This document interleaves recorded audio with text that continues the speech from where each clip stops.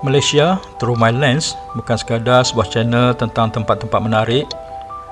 Ia adalah cerita tentang sebuah negara yang aku cintai, Malaysia, tanah tumpah darahku. Setiap perjalanan, setiap jalan yang dilalui dan setiap detik yang dirakam, aku ingin berkongsi Malaysia seperti yang aku melihatnya. Kerana setiap tempat mempunyai kisah dan setiap perjalanan mempunyai makna. Inilah Malaysia seperti yang aku lihat dan seperti yang aku rasa.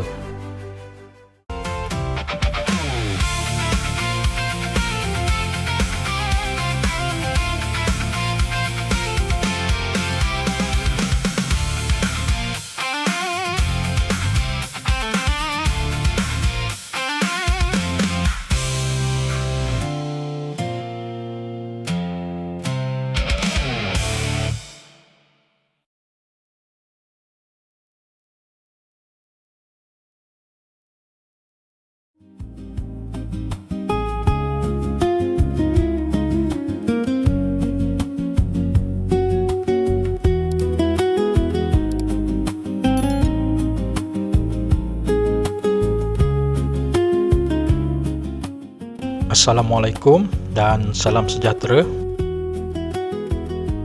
Nostalgia Studio Jalan Ampas terletak di Dapur Patah, Pantai Tok Jembal, Kuala Nerus, Terengganu.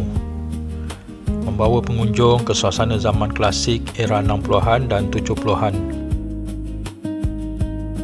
Ia mengimbau kembali kenangan filem Melayu dari Studio Jalan Ampas, Singapura, serta menghidupkan kembali kenangan klasik filem Melayu. Menawarkan pengalaman unik dengan dekorasi, props dan hiasan yang menyelami jiwa seni zaman silam.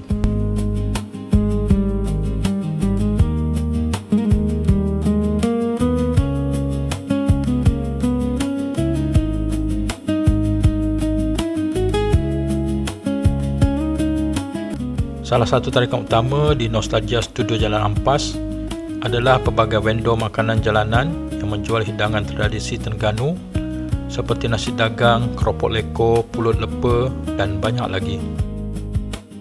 Beroperasi hanya pada hari Khamis hingga Sabtu sahaja, dari jam 6 petang hingga 12.30 malam.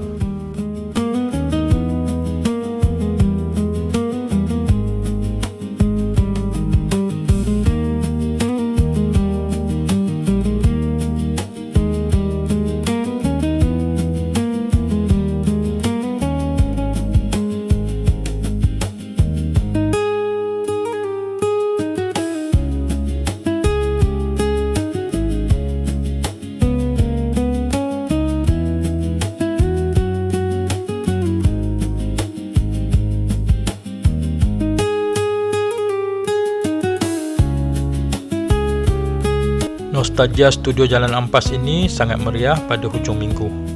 Jadi, ia adalah pilihan yang tepat untuk mengisi masa lapang dengan aktiviti yang nostalgik dan penuh makna sambil mengabadikan momen bersama keluarga dan rakan-rakan dalam suasana retro yang unik.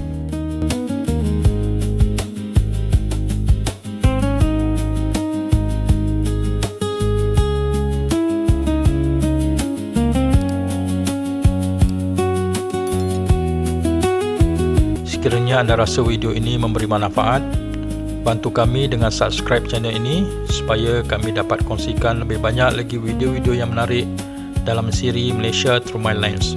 Terima kasih kerana menonton. Semoga berjumpa lagi di video yang lain. Assalamualaikum.